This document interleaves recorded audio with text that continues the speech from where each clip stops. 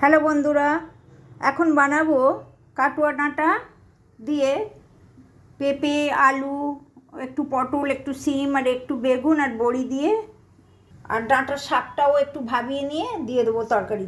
এখন বড়িটা ভেজে নেব, বেগুনটাও একটু নুন হলুদ দিয়ে ভেজে নেব, ভেজে আর তুলে রাখবো। শাকটা একটু অন্য কড়াইয়ে ভাবিয়ে নেব। বেগুনটা ভাজা হয়ে গেছে, ওই তেলে 5 ফোড়ন, তেজপাতা, শুকনো লঙ্কা ফোড়ন দেবো। ওই তেলে এবার আলুটাও দিয়ে দেবো।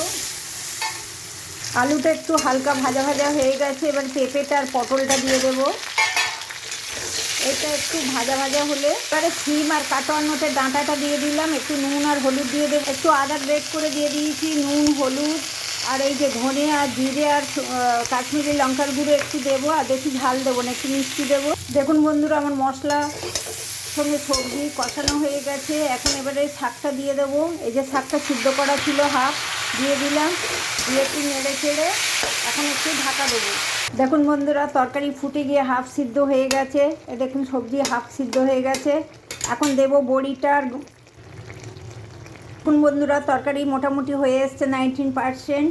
আর এই যে একটু গুড় দিয়েছি, গুঁড়ো করা ছিল। আর তরকারি স্বাদ আনার জন্য একটু মিষ্টি, শাক ডাঁটার তরকারি দেওয়া দরকার। আর এখন দেবো এই বেগুনটা নেড়ে চেড়ে মিনিট 5 চাপা দিয়ে রাখবো, তারপরে নামিয়ে নেব।